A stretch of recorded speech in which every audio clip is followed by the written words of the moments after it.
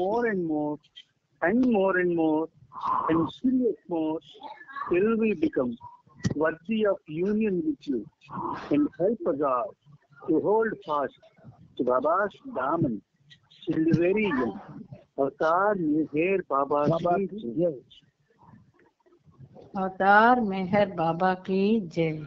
ప్రీతం మెహర్ బాబా, నీవు ప్రసాదించిన ప్రవచన సారమును గ్రహించవలసిన తీరులో గ్రహించి సదవగాహన చేసుకుని వాటిని మా జీవనములలో ఆపాదించుకుని నిజాయితీ తోడను నిర్మల ప్రేమ తోడను వాటిని ఆచరించులాగున మా అందరినీ ఆశీర్వదించు. అట్టి ఆచరణయుత జీవన శైలిలో జీవించున్నట్లు మా అందరినీ అనుగ్రహించు. అవతార్ మెహర్ బాబా की जय. అవతార్ మెహర్ బాబా అవతార్ మెహర్ బాబా की जय. ప్రీతమ మెహర్ ప్రభువు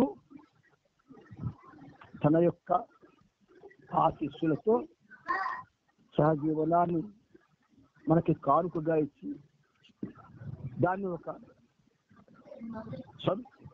సంపూర్ణమైనటువంటి రీతిలో ఆయన నిర్వహిస్తూ ఉన్నారు. అందుకని ఆ ప్రభువుకి మనందరి తరపున,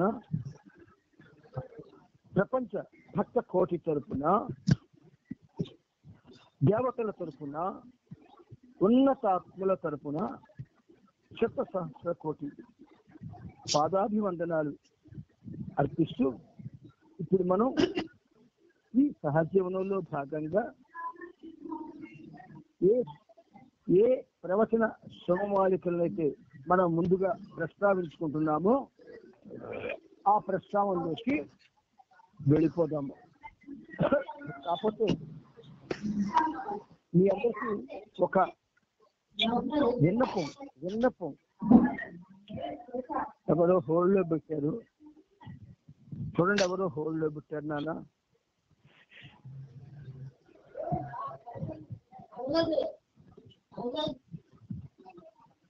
హోల్డ్ రిలీజ్ చేయమనండి. జై బాబా, ఎవరో మ్యూట్ లో పెట్టుకోండి. జై బాబా.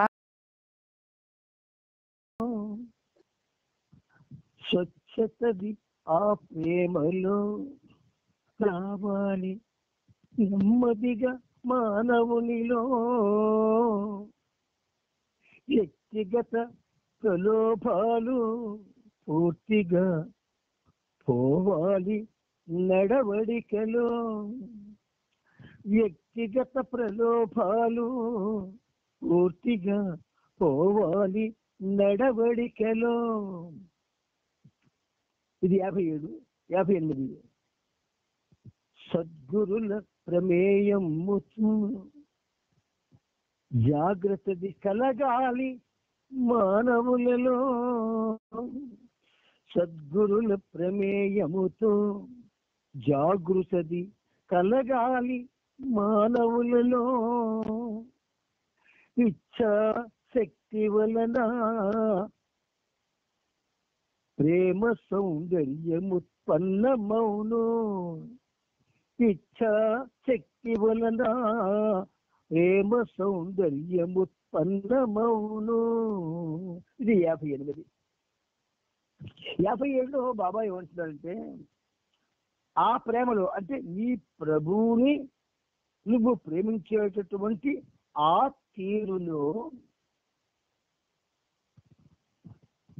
స్వచ్ఛత నెమ్మదిగా రావాలి అంటాడు ఆయన. బాబాను ప్రేమించే ప్రేమికుల ప్రేమ స్వచ్ఛంగా ఉండాలి. దానికి ఎల్లలు లేవు. ఆ మాటకి, స్వచ్ఛత అన్న మాటకి సరిహద్దులు లేవు. అందుకని ఎవరికి వాళ్ళే ఈ విషయంలో జాగ్రత్త పడాలి. ఇది చెబితే తెలిసేది కాదు, అలవడేది కాదు. కనుక ఎవరికి వాళ్ళే వాళ్ళలో ఆధ్యాత్మిక మార్గానువర్తకులకి ఆధ్యాత్మిక మార్గాన వర్తులకి ఏ స్వచ్ఛత అవసరమో ఆ స్వచ్ఛత రావాలి. అది ఎలా రావాలి? నెమ్మదిగా రావాలి. ఆ తర్వాత వ్యక్తిగత ప్రలోభాలు, మనందరికీ వ్యక్తిగతంగా ప్రలోభాలు ఉన్నాయి. లేవు అని అనడానికి నాకు తెలిసి ఎవ్వరూ కూడా సాహసం చేయలేము. ఆ ప్రలోభాలు మన నడవడిలో పోవాలి. మనం ఎవరితో నడుస్తూ ఉన్నాం? బాబాతో. ఆ నడవడిలో, బాబాతో ప్రవర్తించే తీరులో, బాబాను ప్రేమించే ఆ తీరులో ఆ ప్రలోభాలు అంతరించిపోవాలి. ఇది 57 తాలూకా అర్థం. 58లో బాబా అంటున్నారు, సద్గురుల ప్రమేయముతో. సద్గురులు వాళ్ళు బాబా అంటారు, ఎప్పుడైతే అవతార కాలంలో అవతార పురుషుని యొక్క విశ్వమానవ కార్యక్రమం ప్రారంభించబడుతుందో, ఆయన ఏదైతే నిర్వహించడానికి వచ్చాడో ఆ పాత్రని ఆయన అనుమతితో సద్గురువులు పూర్తి చేస్తారు. అంటే ఎలాగా? ఉదాహరణకి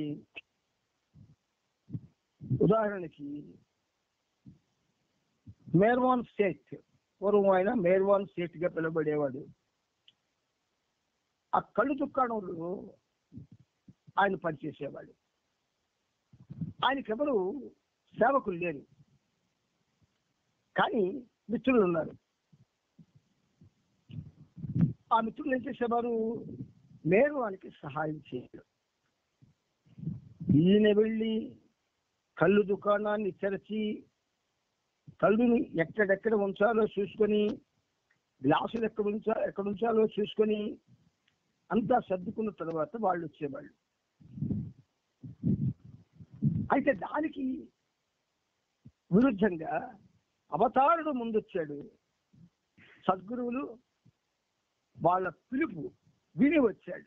అంటే పిలుపు ముందయింది, రావడం ఆయన వెంటనే రావడం జరిగింది. అందుచేత సద్గురువులు ఏం చేస్తారు? అవతార పురుషుని విశ్వ మానవ కార్యక్రమంలో భాగంగా ఆయన ఏది చేసినా దానికి సహాయపడుతూ ఉంటారు. అందుచేత ఇక్కడ ఏమన్నారు బాబా? ఇమ్మీడియట్ గా నీకు, నాకు, అందరికీ సాయం చేసేవాళ్ళు సద్గురువులు. వాళ్ళు అవతార పురుషుని యొక్క ఆ పరిధిలో ఉంటూ ఆయన్ని ఎవరెవరైతే దేవునిగా విశ్వసించి సేవిస్తూ ఉంటారో వాళ్ళని ఒక కంట చూస్తూ ఉంటారు సద్గురువులు. అటువంటి వాళ్ళు కానీ కల్పించుకుంటే మనకి జాగృతి కలుగుతుంది. ఎలాగా? అవతారుని ఇచ్ఛతోనే. అండర్లైన్ చేసుకోండి ప్రతి వాక్యాన్ని.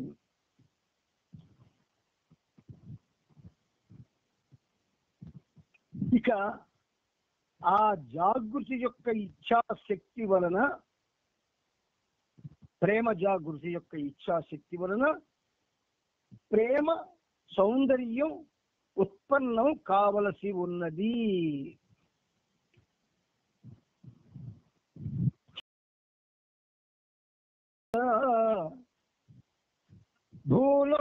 భూలోకవాసుడా భువనైక సుందరుడు, ఏ లోకమున నుండి ఏడ కాలిడినాడో. ఎంత అద్భుతం అంటే ఆ వర్ణన హృదయాల్ని తడిపేస్తుంది ప్రేమతో. అంచేత ఆయన ప్రేమ, ఆ సౌందర్యం, అందులో ఉన్నటువంటి దైవేచ్ఛ, ఈ మూడు కూడా చాలా బలీయమైనవి. అవి మన యొక్క నడవడికను, మనసులను, ఆలోచనలను, సంస్కారాలను ఒకటేమిటి సర్వాన్ని మార్చివేస్తాయి. అది మన విశ్వాసాన్ని బట్టి ఉంటుంది. ఉదాహరణకి ఒక చిన్న విషయం చెప్తా చూడండి, నవ్వు వస్తుంది మీకు. బ్రాతకని చెప్పి నాకు ఈ ఎగ్జిక్యూటివ్ డైరీస్ అవసరమై శాస్త్రబాబు మీకు తెలుసు కదా మీ అందరికీ, ఆయనకి చెప్పాను, సార్ నాకు డైరీస్ అవసరం, వచ్చి తెచ్చిపెట్టండి అని. ఆయన ఒక డైరీ తెచ్చిపెట్టాడు. ఆయన ఒకరినే కాదు, కొన్ని డైరీలు తెచ్చిపెట్టాడు. అందులో ఒక డైరీ నేను దాన్ని ఉపయోగిద్దామని ఇలా తీయగానే ఆ డైరీలో ఆ అట్ట ఆ మీదని కాకుండా అడుగుని అద్భుతమైనటువంటి ఫోటో ఉన్నది. ఎవరిది, ఏమిటా ఫోటో, ఎవరి ఫోటో? శ్రీరామ పట్టాభిషేకం ఫోటో. రామ పట్టాభిషేకం ఫోటోలు పూర్వం మన తాతగారి ఇళ్లలో ఉండేవి, చాలా మంది ఇళ్లలో ఉండేవి, పెద్ద పెద్ద ఉండేవి. అలాగే మన ఆనంద కుమార్ వాళ్ళ ఇంట్లో కూడా ఉండేది. అయితే ఈ రామ పట్టాభిషేకం ఆ చిత్రంలో ఉన్న ఒక రహస్యం చాలా ఉన్నది. ఇప్పుడు అది నేను మీకు చెప్పను నేను, కానీ ఈ డైరీలో ఇలా పేజీ ఇలా అట్ట తిప్పగానే లోపల అట్టకి రెండవ పేజీలో ఆ పట్టాభిషేకం మూర్తులు కనిపించారు, నలుగురు. ఒక్కసారి ఎక్కడికో వెళ్ళిపోయింది మనసు. ఆ సౌందర్యం అంత అద్భుతంగా ఉన్నది. అప్పుడు మళ్ళీ నాలో నేను తమాయించుకొని, నా ప్రభు సౌందర్యం కన్నా ఇది గొప్ప సౌందర్యమా అని అనుకున్నాను. నా ప్రభు సౌందర్యం కన్నా ఇది గొప్పదా అని అనుకున్నాను. ఆ వెంటనే మళ్ళీ ఆ డైరీ మూసి పక్కన పెట్టాడు. అంటే ఒకేసారి స్త్రీ ఎలాగైతే ఒక పురుషుడు చేస్తుందో, భక్తుడు కానీ భక్తురాలు కానీ ఒకే ఒక్క దైవానికి తన మనసుని అర్పణ చేస్తాడు. అలా అర్పణ చేసిన వాడు ఎప్పుడు తన మనో మందిరంలోకి ఆయన్ని ఆహ్వానిస్తూ ఉంటాడు. అలా ఆహ్వానించిన వాళ్ళు చాలా మంది కవులు ఉన్నారు. అందులో దేవులపల్లి కృష్ణశాస్త్రి గారు ఒకరు. ఆయన ఒక గీతంలో అంటాడు, ముందు తెలిసేనా ప్రభు ఈ మందిరమిటులుంచేనా, ముందు తెలిసేనా ప్రభు ఈ మందిరమిటులుంచేనా, మందమతిని నీవు వచ్చు అని అంటాడు.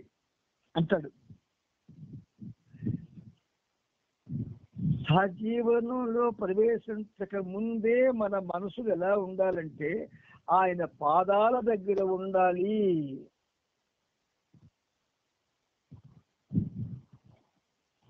ఎప్పుడైతే ఆ పరిస్థితి మనలో ఏర్పడుతుందో ఆయన దృష్టి మన మీదే ఉండే అవకాశం వస్తుంది.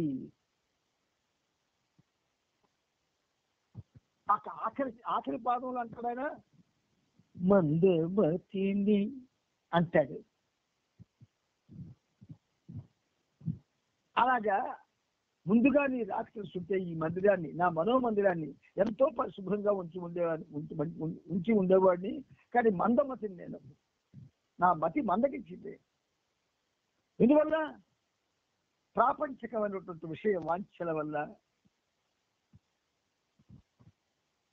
కోరికల వల్ల, సంస్కారాల ఉద్ధృతి వలన, ఇలా ఇలా ఇలా ఇలా అనేక విధాలుగా నా మనస్సు మందగించింది. తండ్రి నువ్వే నాకు శరణు అంటాడు. అందుచేత స్వచ్ఛత మనకి ఆ ఇచ్ఛాశక్తి వలన ప్రేమ సౌందర్యం స్వచ్ఛత తెలుస్తుంది. సో ఈరోజు బాబా యొక్క అనుగ్రహంతో ఓ 2 మాలికలు, సుమమాలికల్ని మనం చెప్పుకునే అవకాశం బాబా ఇచ్చారు. ఇది ఒక విధంగా మన దృష్టిలో మనం ఇప్పుడు ఏం చేస్తున్నామంటే ప్రవచనాలు వచనంలోకి ప్రయాణం చేద్దాం. ఈ వచనంలో ప్రయాణించడంలో మనం నిన్నటి దినం అంటే 1-4 ప్రవచనాలు 25వ పేజీలో 2వ పేర ప్రేమ సేవ అనేటటువంటి సైడ్ హెడ్డింగ్స్ తో ఉన్నటువంటి ఆ పేరాలో 3 లైన్లు చదువుకొని ఆపుకున్నాం. ఆ 3 లైన్లు మరొకసారి పునరుద్ఘాటించుకుంటూ ముందుకు వెళదాం. ప్రేమ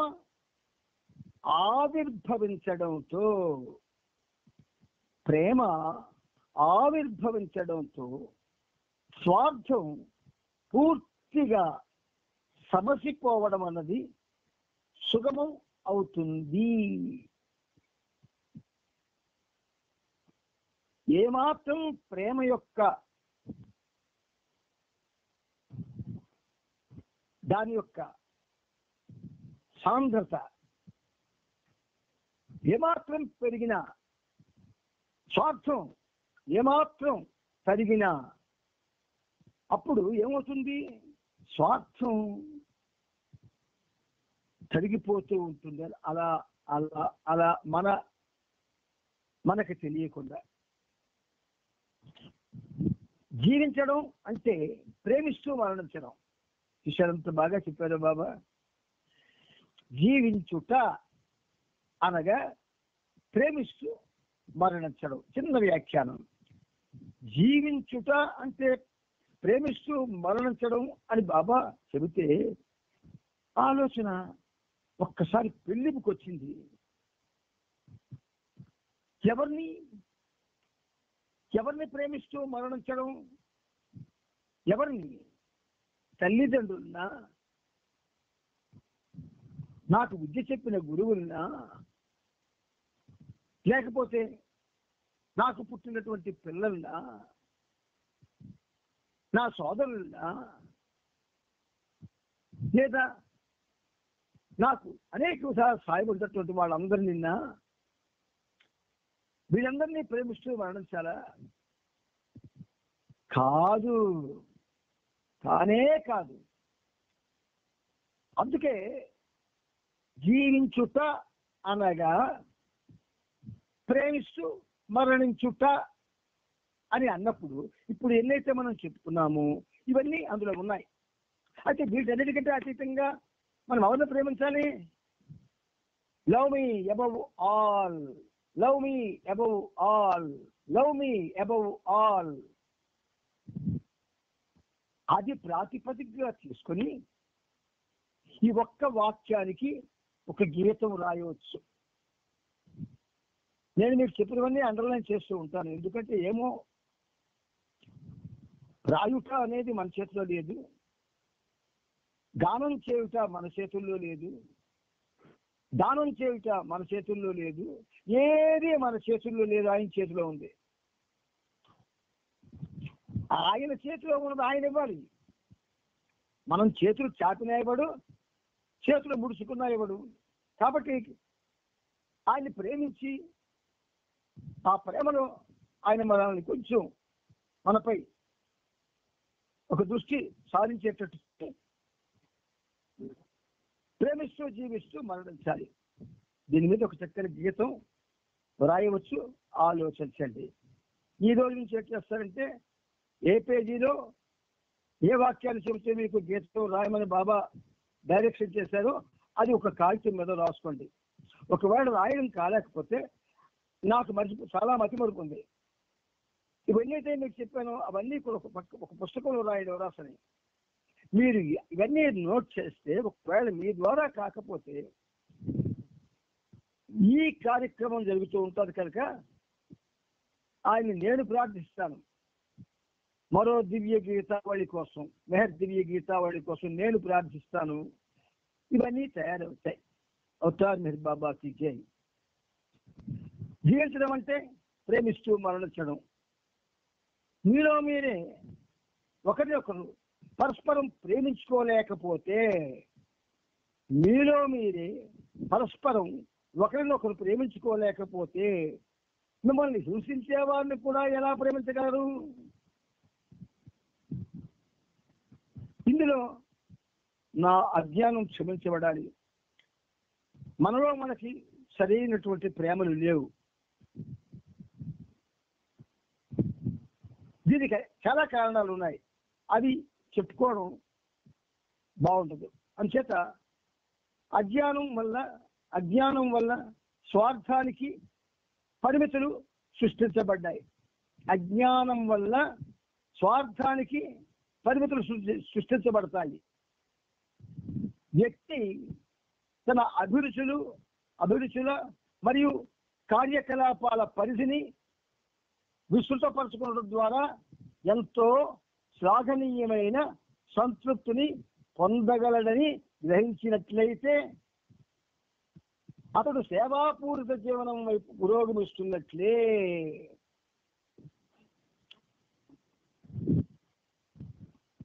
ఇతరులందరినీ ప్రేమిస్తే నన్ను ప్రేమించినట్టే. లేదా మరో వాక్యం బాబా చెబుతుంది, విశ్వాన్ని ప్రేమిస్తే నన్ను ప్రేమించినట్లే,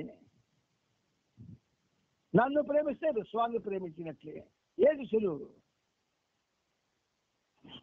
నన్ను సేవిస్తే విశ్వానికి సేవించినట్టే, విశ్వానికి సేవిస్తే నన్ను సేవించినట్టే. ఈ రెండులో ఏది సులువు? అందుకని తన అభిరుచులు మరియు కార్యకలాపాల పరిధిని విస్తృతపరచుకున్నట ద్వారా ఎంతో శ్లాఘనీయమైన సంతృప్తిని పొందగలని గ్రహించినట్లయితే అతడు సేవాపూరిత జీవనం వైపు పురోగమిస్తున్నట్లే. ఇట్టి స్థితిలో అతడు ఎన్నో మంచి కోరికలకు తావు కల్పిస్తాడు మరియు ఇతరుల బాధలను నివారించి వారికి సహాయపడి వారిని సంతోషపరచాలని కోరుకుంటాడు.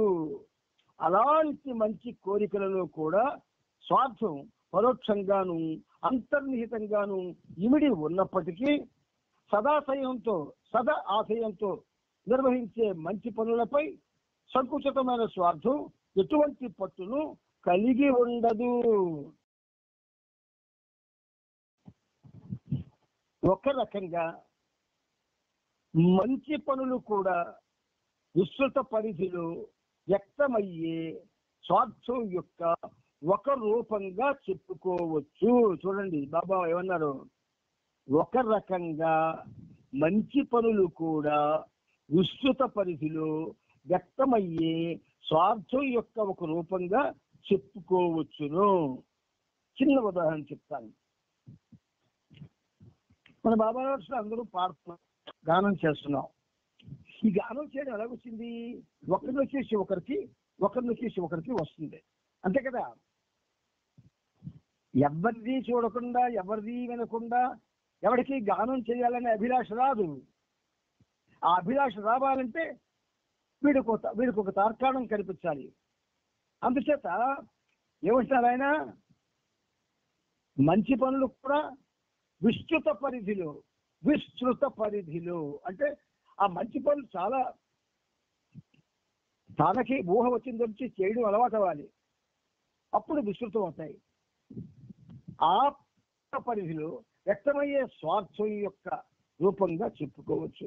నేను పాడాలి, ఆయనకంటే గొప్పగా పాడియాలి, ఆయనకంటే గొప్పగా చెప్పాలి, ఆయనకంటే గొప్పవాడిని నిలిపించుకోవాలి. ఇది స్వార్థమే అయినప్పటికీ కూడా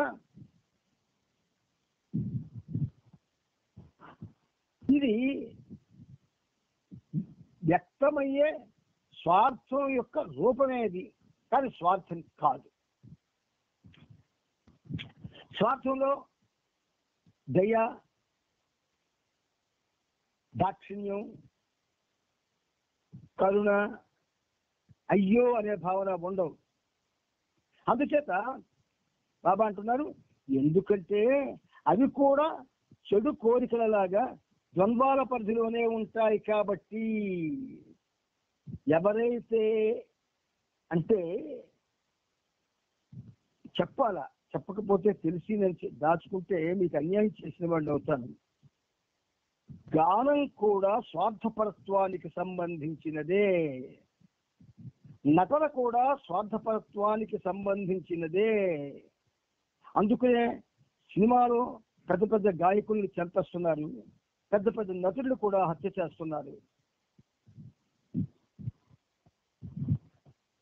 స్వార్థంకి మామూలుగా సదా 1000 తలలు ఉంటాయి స్వార్థానికి. ఈర్ష్య, అసూయ, ద్వేషం పెరిగిపోతాయి. భగవంతుని పాదాల ముందు కూర్చొని అసూయలు, ఈర్ష్యలు, ద్వేషాలతో ఉంటే అది సమంజసమైన చర్యనా ఆలోచించండి. దయచేసి అటువంటి ఒకవేళ ఎవరిలోనైనా ఉంటే వెంటనే తొలగించుకోండి. లేదా దాని ఫలితంగా అనేకమైన పొందకూడని సంస్కారాలు పొంది రాబోయే జన్మ అతలాకుతలం అయిపోతుంది. కాబట్టి వ్యక్తి మంచి కోరికలను ఏర్పరచుకుంటూ వ్యవహరిస్తే అతని స్వార్థం విశాల దృక్పథాన్ని అలవర్చుకొని చిట్ట చివరకు తన అంతాన్ని తానే తెచ్చుకుంటుంది. ఈ మంచి కోరికలు ఏర్పరచుకుంటే నువ్వు పాడుకోవమ్మా, నువ్వు పాడుకోవయ్యా. ఎదుటివాడి పాట గురించి నీకెందుకు చర్చ? ఎదుటివాడి గుణాల గురించి నీకెందుకు చర్చ? ఎదుటివాడి ప్రవర్తన గురించి నీకెందుకు చర్చ? ఎదుటివాడి శ్రీ సంపద గురించి నీకెందుకు చర్చ? నీకు నీ వరకే నీ ఆలోచనల్ని పరిమితం చేసుకో.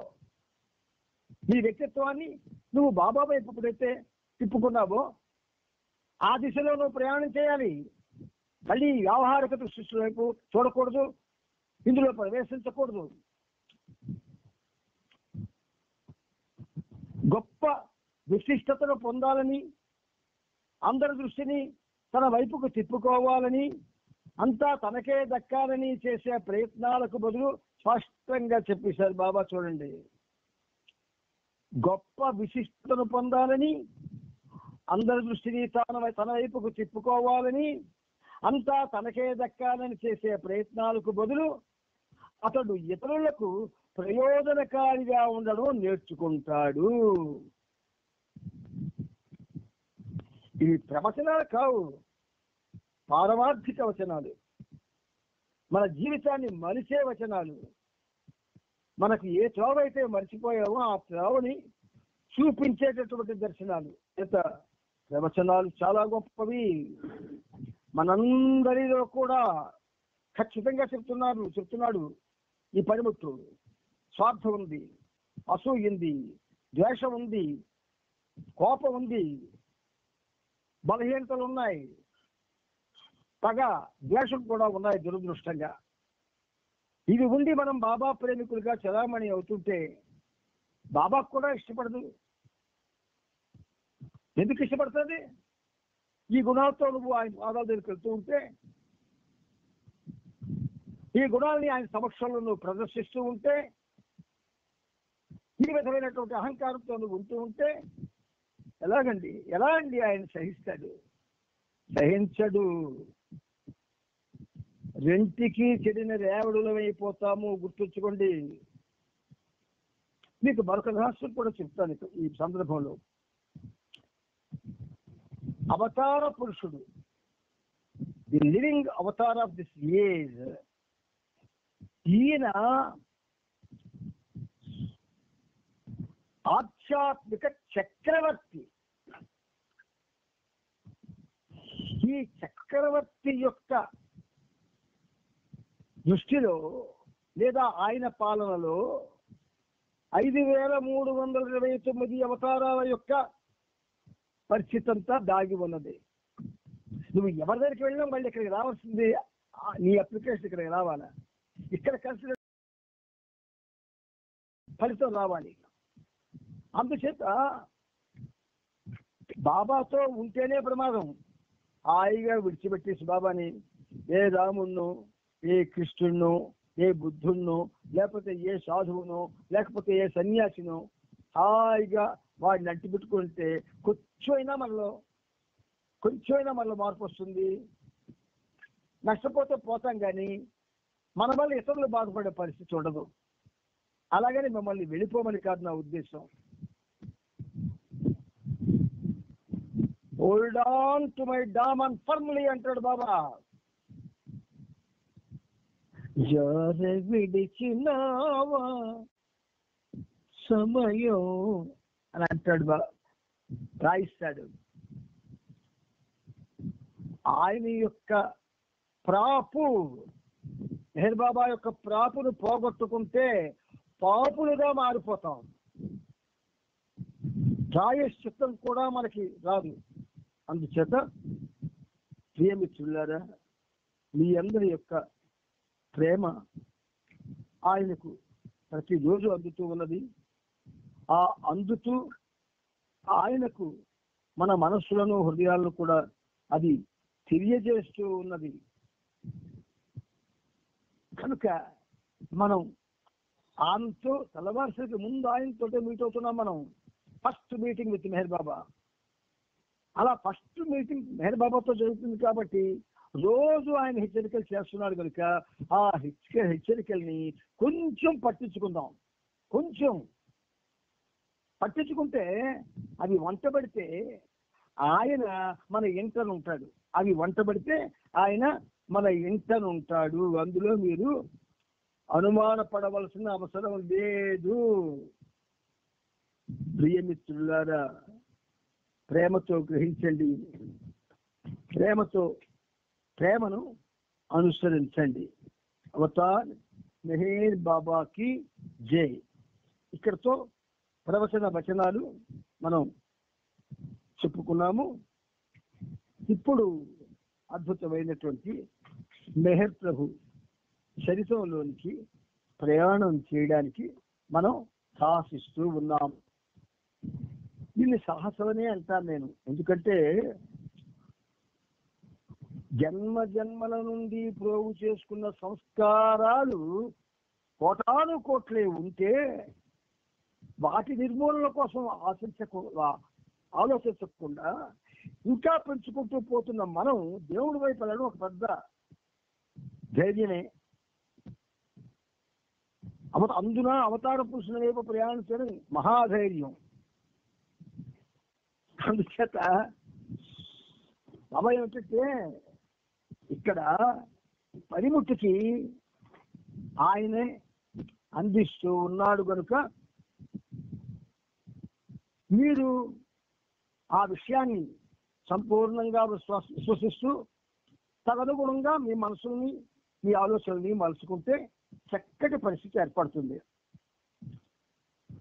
మెహర్ ప్రభు చరిత్రం 8వ భాగంలో నిన్నటి దినం 3035వ పేజీలో ఆ ఫస్ట్ పేరాలో ఆపుకున్నాం.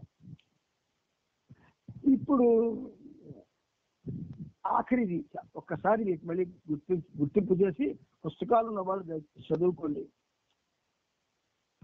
ఎక్కడ మనం ఆపుకున్నాము, ఎంతవరకు చెప్పుకొని ఎంతవరకు ఆపాము, ఇవన్నీ మీరు చదువుకోండి దయచేసి. మీ ఇద్దరి ప్రేమకు నేను ముగ్ధుడనయ్యాను. నాకు, నా మండలికి మీరు చక్కని ఏర్పాట్లు చేశారు. నా ప్రేమలో మీరు చేస్తున్న నా నామవ్యాప్తి కార్యక్రమాన్ని కొనసాగించాలని కోరుతున్నాను. ఎవరింతకీ బాబా ఎవరింట్లో ఉన్నారు? ఎంజి బింద్రే అనే న్యాయమూర్తి ఇంటికి ఆహ్వానించారు.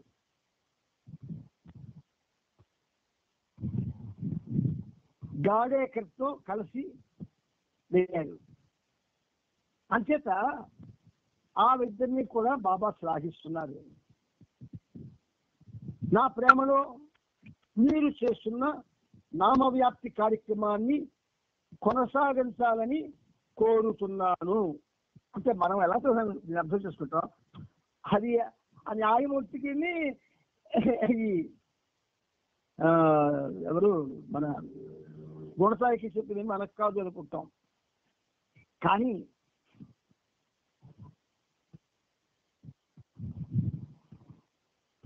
అయోధ్య నగరంలో రాముడు జన్మించిన దగ్గర నుంచి భగవన్నామం యొక్క విశిష్టత శివుడి వల్ల ప్రపంచానికి తెలియజేయబడింది.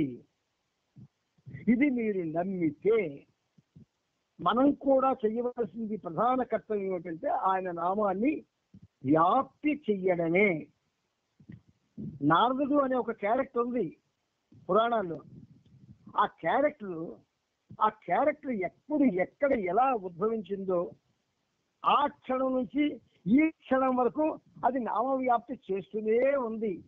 ఏమిటా నామం? నారాయణ నారాయణ నారాయణ. ఎక్కడికి వెళ్ళినా నారాయణ నారాయణ. ఏం చేస్తున్నా నారాయణ నారాయణ నారాయణ నారాయణ నారాయణ అని ఏళ్ల తరబడి అది జీవనం చేస్తూ ఉన్నది. ఆ స్థాయిలో వద్దు, ఆ స్థాయిలో మనం ఎవరూ చేయలేము. కనీసం మన స్థాయిలో ఆ నామాన్ని రోజుకి 1000 సార్లు మేర్ బాబా నామాన్ని చేయడానికి ప్రయత్నం చేద్దాం. ఎలాగండి 1000 సార్లు? నామ స్మరణ పుస్తకాలు ఉన్నాయి. ఆ పుస్తకాన్ని తీసుకుంటే ఆ పుస్తకంలో 500 గళ్ళు ఉంటాయి, చిన్న చిన్నవి. ఒకసారి ఆ గడిలో మెహర్ అని రాసినప్పుడు మీరు ఒక 2 సార్లు అన్నారనుకోండి మెహర్ మెహర్ అని, అప్పుడు ఆ 500ను 1500 అవుతాయి. ఒక్క కాగితం ఒక పక్క. అలా కూర్చోవడానికి ప్రభువు నిన్ను కూర్చోబెడతాడా? నువ్వు కూర్చోవాలా? ఆ కృష్ణవేణ మనం అడగండి, ఎన్ని నామస్మరణ పుస్తకాలు పూర్తి చేయించాడో నా చేత. నామం ఏం చేస్తుంది? మీలో ఉండకూడదని తీసేస్తుంది. నీకు కావలసినటువంటి అత్యున్నతమైనటువంటి అపూర్వమైనటువంటి అమోఘమైనటువంటి లక్షణ సంపదను ఇస్తుంది. అంచేత ఇక్కడ వీళ్ళిద్దరికీ బాబా ఏమన్నారు? నా ప్రేమలో మీరు చేస్తున్న నా నామ వ్యాప్తి కార్యక్రమాన్ని కొనసాగించాలని కోరుతున్నాను అని వారితో అన్నారు. అప్పుడు బాబా గాడేకర్ కుమార్తె నళినిని, కుమారుడు దిగంబర్ను ముద్దాడి అకల్ కోటకు బయలుదేరారు. అక్కడ కాపుకున్నాం. కొంచెం ముందుకు వెళదాం. బొంబాయి నుండి, పూనా నుండి చాలా మంది ప్రేమికులు రావడంతో వారందరూ ఉండేందుకు వసతి కోసం డాక్టర్ కోట్నీ హౌస్ అనే పేరు గల ఒక పెద్ద బంగళాను గాడేకర్ షోలాపూర్లో అద్దెకు తీసుకున్నాడు. వెళ్లే ముందు బాబా గాడేకర్తో 1 సంవత్సరం వరకు ఆ బంగళాను వదిలిపెట్టుకు, అద్దె నేను చెల్లిస్తాను అన్నారు. ఇప్పుడు మనకు ఒక క్వశ్చన్ వస్తుంది. ఏమిటని? బాబా ఈ గాడేకర్తో ఆ కోట్నీ హౌస్ అనేటటువంటి ఒక పెద్ద బంగ్లాను షోలాపూర్లో అద్దెకు తీసుకున్నారని తెలిసింది, చదువుకున్నా. వెంటనే కోట్నీకి వెళ్ళిపోవాలి, ఆ కోట్నీ హౌస్ చూడాలనుకో అని బుద్ధి పడుతుంది. అక్కడ ఏముంటుందండి? ఏముంటుంది? అప్పుడు వెళ్ళిన బాబా యొక్క స్మృతి చిహ్నాలు ఏమైనా ఉంటాయా? లేదు. అది అలా ఉంటుందా? దాని రూపురేఖ పూర్తిగా మారిపోతాయి. దాదర్లో బాంబే దగ్గర బాబా తన ఫస్ట్ ట్రైనింగ్ సెంటర్ని కండక్ట్ చేస్తే, ఇప్పుడు ఆ ఫస్ట్ ట్రైనింగ్ సెంటర్ చూడడానికి మన వాళ్ళంతా వెళితే అది సైలెంట్ జోన్ చేశారు, పోలీసులు వెంటబెట్టేశారు. మనకెందుకు అటువంటి ఆలోచనలు వస్తాయి? నిరంతరం బాబాతో ఉండాలని, ఆయన నీతోనే ఉంచుకోవాలని, నీతో ఉండేటట్టు చేసుకోవాలని మధురమైనటువంటి ఆలోచనలు ఎందుకు రాకుంటున్నాయి? Why? What happen to you? కారణం చెప్పనా? జన్మనిచ్చిన తల్లిదండ్రుల్ని నిర్లక్ష్యం చేసేటటువంటి పరిస్థితే మనకి పరిస్థితి తెచ్చింది. అందుచేత తన కుటుంబం చిన్నది.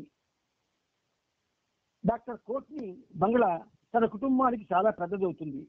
వెళుతూ వెళుతూ బాబా ఇచ్చిన సలహా గాడేకర్కి అప్పుడు అర్థం కాలేదు. కానీ బాబా వచ్చి వెళ్ళాక బాబాను గురించి తెలుసుకునేందుకు గాడేకర్ ఇంటికి ఎంతో మంది రాసాగారు. అలాగా వారం వారం సమావేశాల్లో షోలాపూర్లో గాడేకర్ ఇల్లు ఒక మేర్ కేంద్రంగా వెళ్ళింది. చూశారా? ఒక్క గాడేకర్ బాబాని ప్రేమించవలసిన విధంగా ప్రేమించడం వల్ల ఆయన ఇంటికి వెళ్ళి అందరూ ఆయనకి సన్నిహితమై ఆయన వల్ల బాబా గురించి తెలుసుకున్నారు. ఒక్కడి వల్ల వందల కొద్ది స్పీకర్స్ ఉన్నారు. ఇప్పుడు ఒక్కడి హృదయాన్ని కూడా కదిలించలేకపోతున్నారు. ఎందువల్ల చెప్పన? ఆ చర్య యాంత్రికంగా జరుగుతుంది. ఆ చర్య స్వార్థంతో జరుగుతుంది. ఆ చర్య వెనుక బలీయమైనటువంటి స్వార్థం పనిచేస్తూ ఉంది. అందువల్ల కేంద్రంగా వచ్చింది. ఆ బంగ్లాను అట్టిపెట్టి ఉంచమని బాబా అప్పుడు ఎందుకన్నారు గాడేకర్కి ఇప్పుడు అర్థమైంది. ఈ బంగ్లాను ఉంచు, అప్పుడప్పుడు చూసేందుకు నేను వస్తుంటాను అని కూడా బాబా అప్పుడు అన్నారు. కానీ ఈ దర్శనం తర్వాత 1943లో బాబా 2 సార్లు షోలాపూర్ వచ్చినప్పటికీ ఆ 2 సార్లు డాక్ బంగ్లాలోనే మకాన్ చేశారు. అయినా వారం వారం బాబా నామ సంకీర్తన చేస్తూ ఆయన పేరు మీద ప్రేమికులు సమావేశం అవడంతో బాబా భౌతిక సాన్నిధ్యాన్ని డాక్టర్ కోట్ని ఇంటిలో అందరూ అనుభవిస్తుండేవారు. 1 సంవత్సరం తరువాత గాడేకర్ షోలాపూర్ నుండి పూనాకు బదిలీ అయ్యాడు. దీంతో ఆ బంగ్లాను 1 ఏడాది అద్దెకు ఎందుకు తీసుకోమన్నారో కూడా స్పష్టమైంది. అక్కల్కోట్లో బెంద్రే దర్శన కార్యక్రమం ఏర్పాటు చేయగా చాలా మంది జనం హాజరయ్యారు. గడిచిన 3 సంవత్సరాల కాలంలో బాబా ఇచ్చిన మొదటి ప్రదర్శన కార్యక్రమాలు ఇవి షోలాపూర్ జిల్లాలోనే మొట్టమొదటివి. అందువల్ల బాబా వెళ్ళిన ప్రతి చోట పెద్ద ప్రజా సమూహాలతో స్వాగతం అత్యంత ప్రేమమయంగా జరిగింది. అక్కల్కోటలో దర్శనం తరువాత బాబా మస్సుల అన్వేషణ గురించి విజయవాడ ఇతర దక్షిణ ప్రాంతాలకు బయలుదేరారు. 1 వారం రోజులు ప్రయాణం చేశారు. అత్యంత ప్రముఖమైన మస్తు సాంగత్యం కొత్తలంకలో జరిగింది. ఆ ప్రాంతానికి ఆధ్యాత్మిక ప్రతినిధి సయ్యద్ అహ్మద్ ఆలీషా అనే మస్తుతో బాబా సాంగత్యం చేశారు. సయ్యద్ అహ్మద్ బాగా వయసు బడినవాడు, నగ్నంగా ప్రాణమున్న అస్థి పంజరంలా ఉండేవాడు. ఇతనిలో జలాలి లక్షణాలు కలిసి ఉన్నాయి.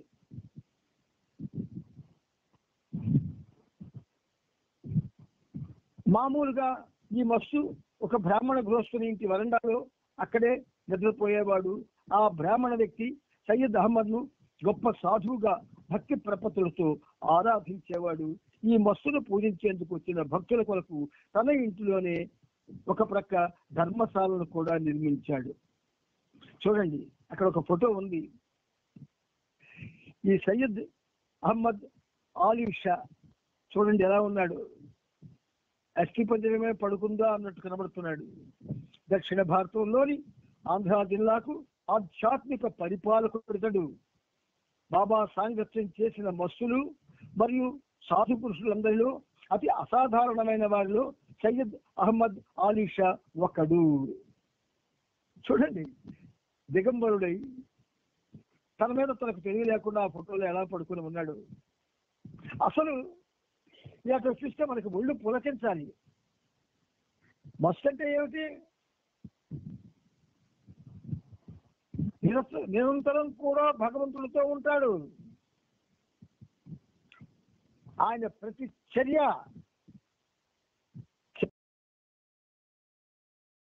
అంత గొప్పవాడు మస్తు.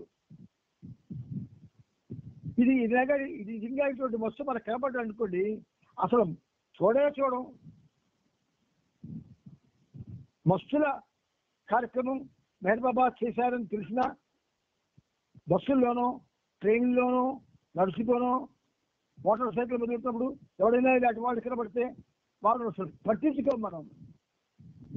ఇంచేత మనకి ఆ విధమైన స్పృహ ఉండదు. మన స్పృహ వేరు, భౌతిక స్పృహ. సయ్యద్ అహ్మద్ ను సమీపించి మెహర్ బాబాను సూచిస్తూ రుస్తుం వచ్చాడు అన్నాడు బైబిల్. దానికి సయ్యద్ అహ్మద్ లేదు, కాకి వచ్చింది అన్నాడు. స్నేహితుడి ఆగమనాన్ని సూచిస్తూ కాకి వచ్చిందన్న అర్థంలో అతను ఇలా చెప్పాడు. బైబిల్ అక్కడి నుంచి వెళ్లేందుకు లేస్తూ భక్తిపూర్వకంగా ఆ సాధు పురుషుడి పాదాలను స్పృశించాడు.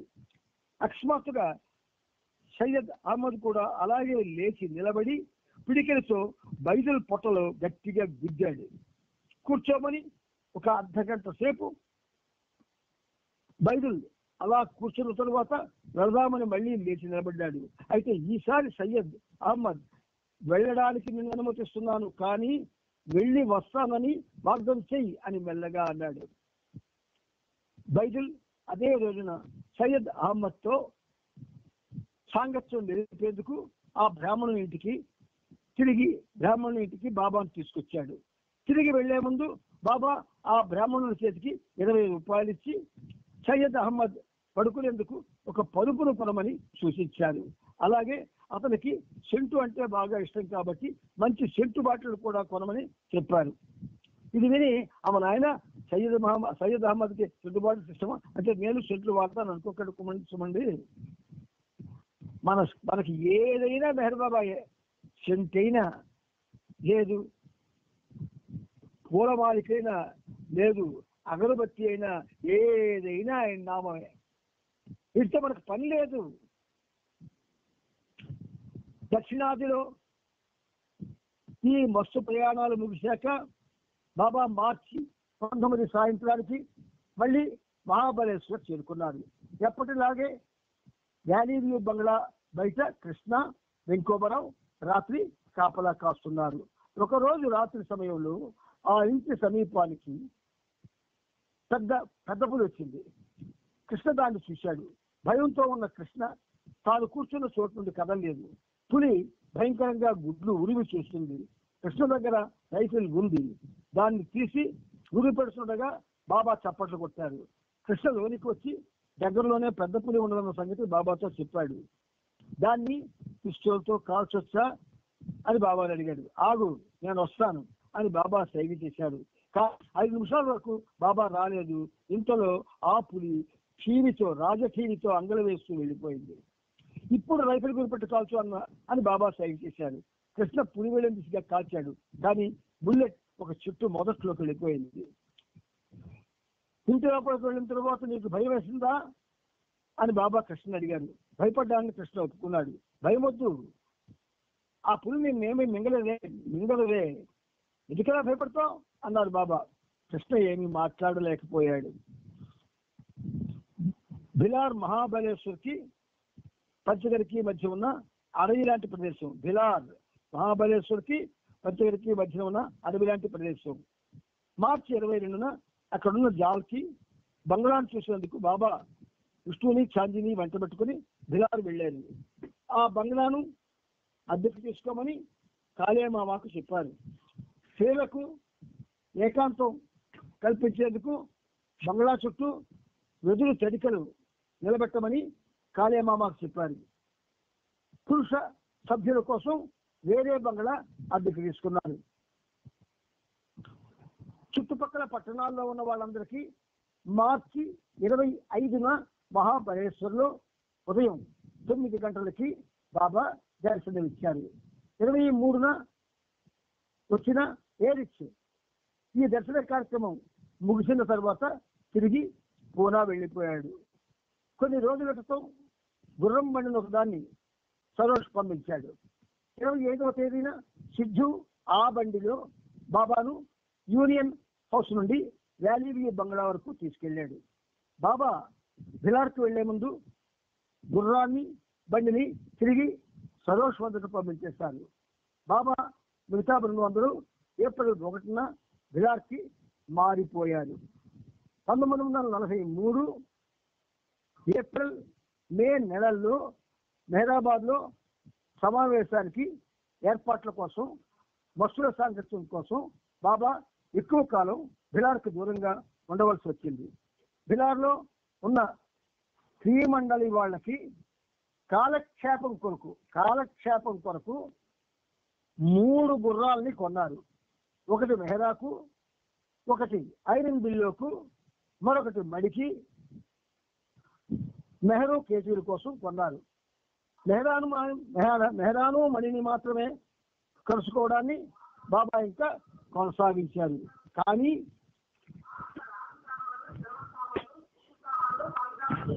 శ్రేణ గ్రూపులు ఒకరితో ఒకరు మాట్లాడుకోకూడదన్న ఆంక్షలను ఎత్తివేశారు.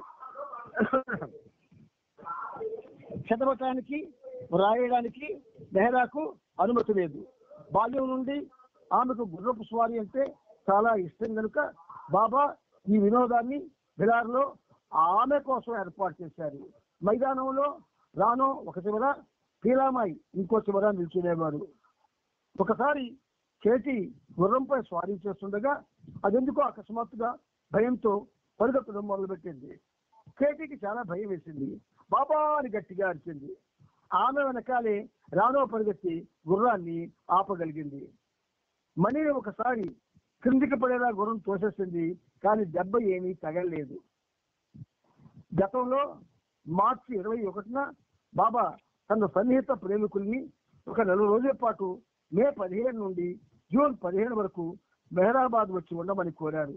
కానీ ఏప్రిల్ 1వ తేదీన ఆ సమయాన్ని 5 రోజులకే తగ్గించారు. దానికి బదులు ఆగస్టు నెలలో 4 రోజులు ఉండడానికి తిరిగి పిలవాలని నిర్ణయించారు.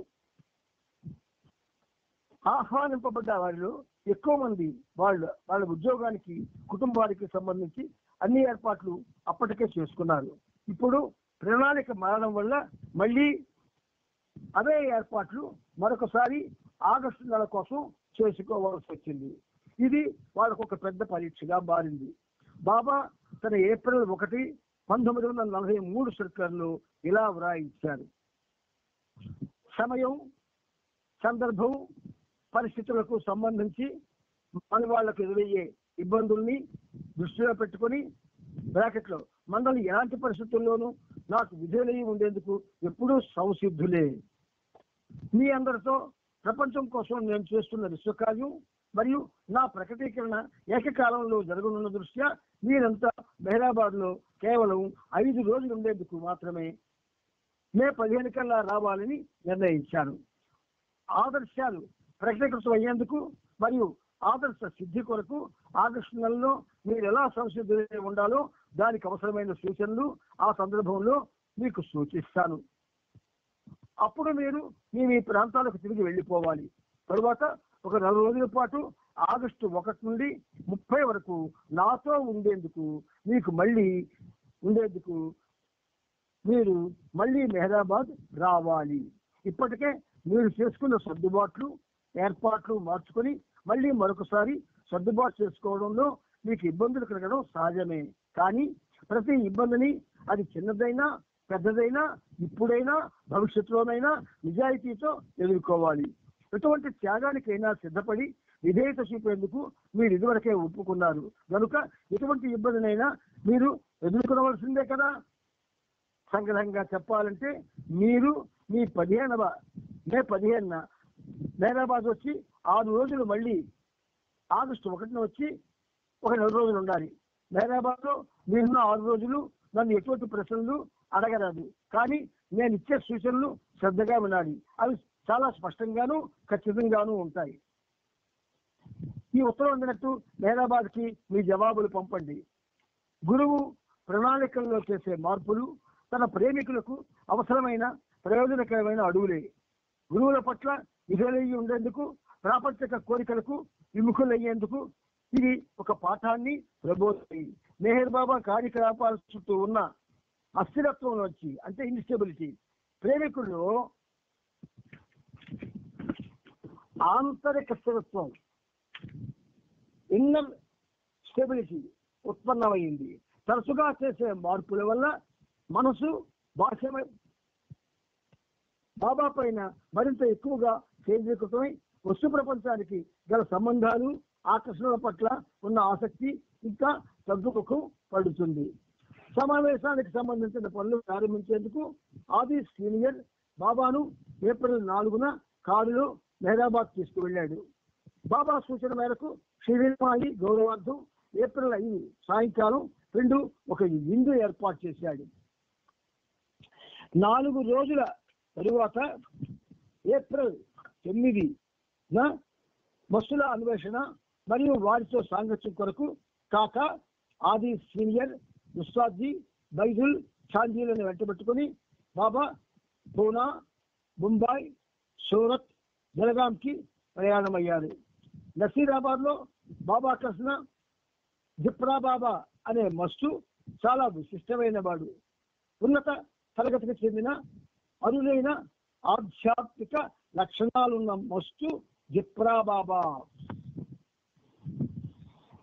బాబా తన బృందంతో ఒక వారం తర్వాత ఏప్రిల్ 16న మెహరాబాద్కి తిరిగి వచ్చారు.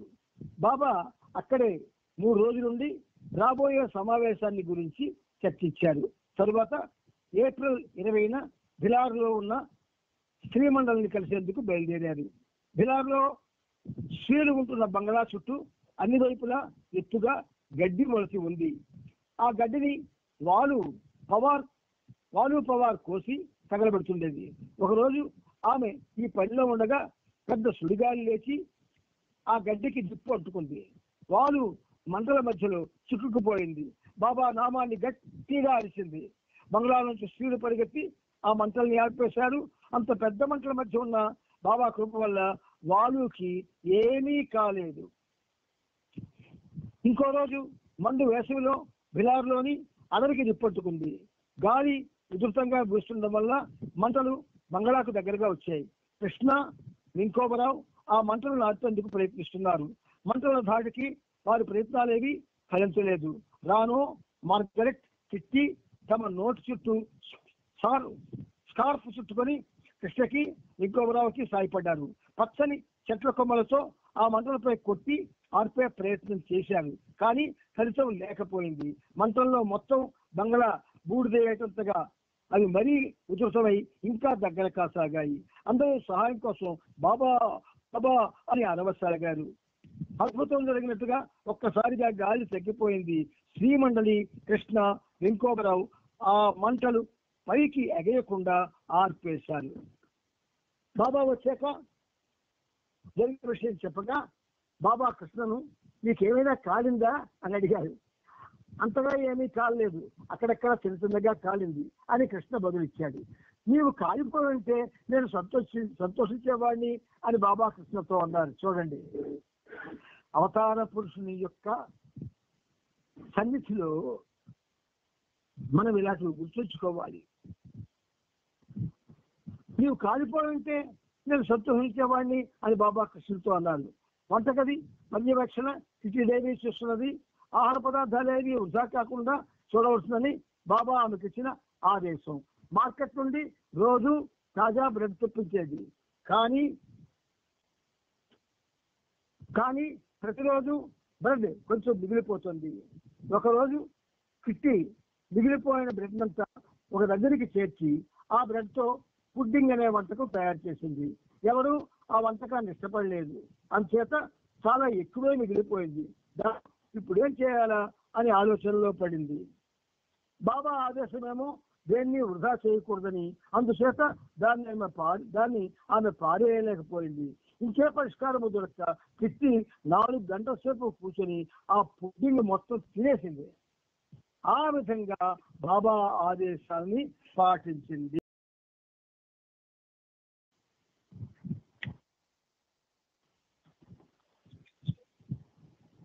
ఆ సమయంలో మెహరా మణిని తప్ప బాబా మరెవరిని కలవడం లేదు.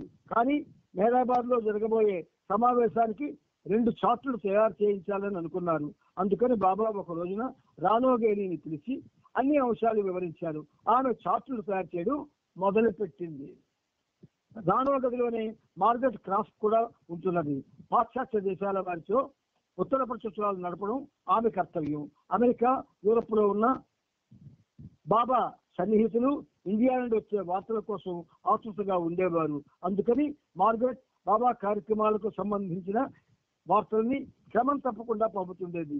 కానీ రానో చార్టులు తయారు చేయడం మొదలుపెట్టిన దగ్గర నుండి చార్టులు చూసేందుకు బాబా ఆమె గదికి వచ్చేవారు.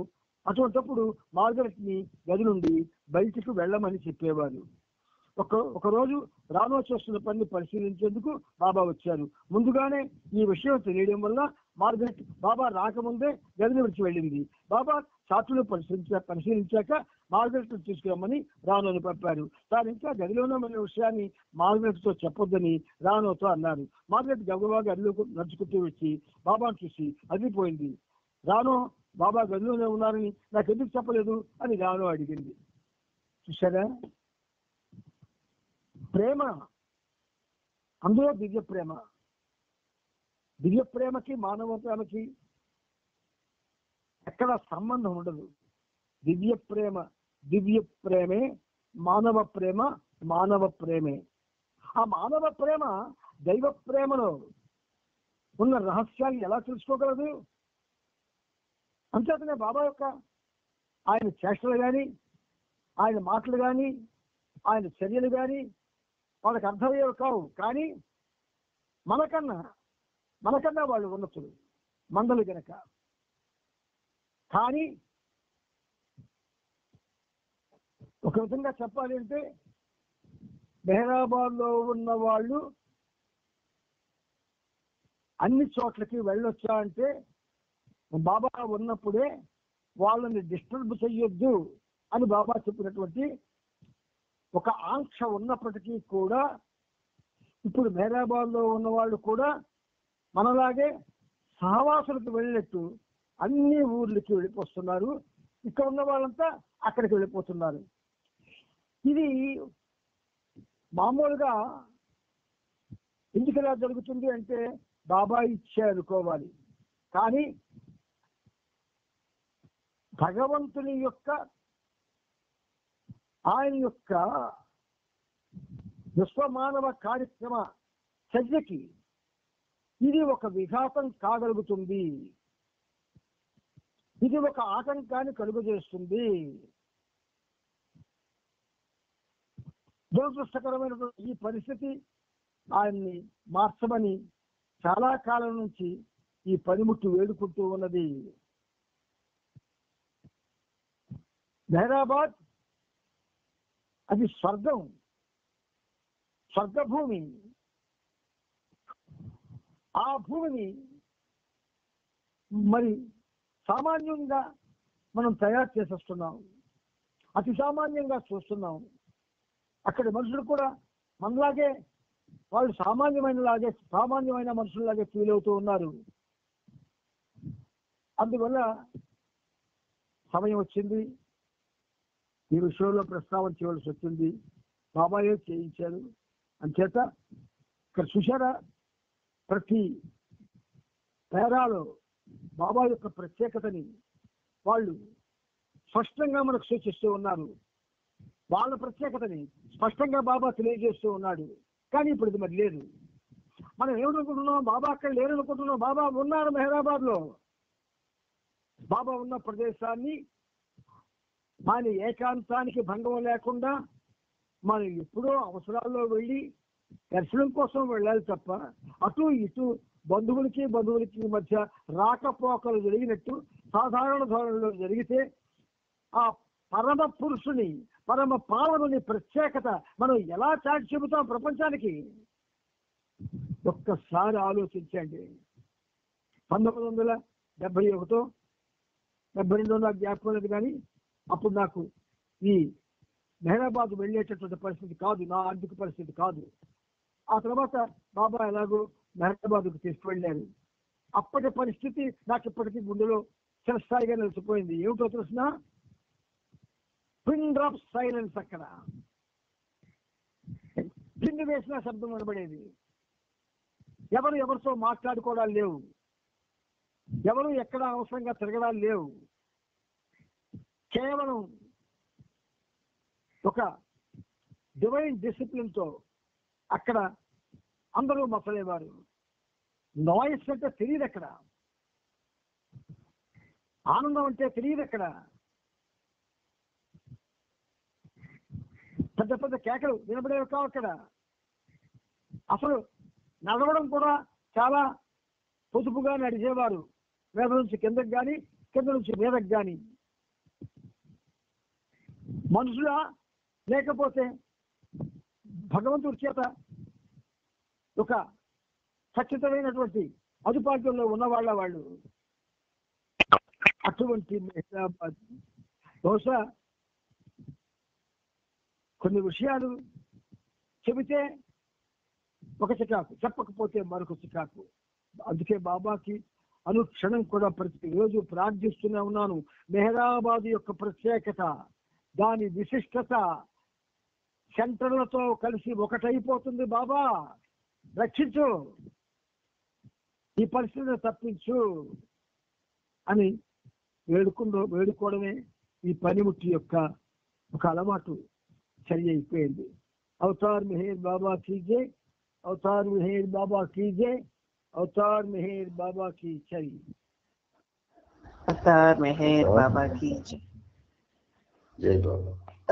అవతార్ మెహర్ బాబా మెహర్ బాబా की जय. అందరికీ జై బాబా.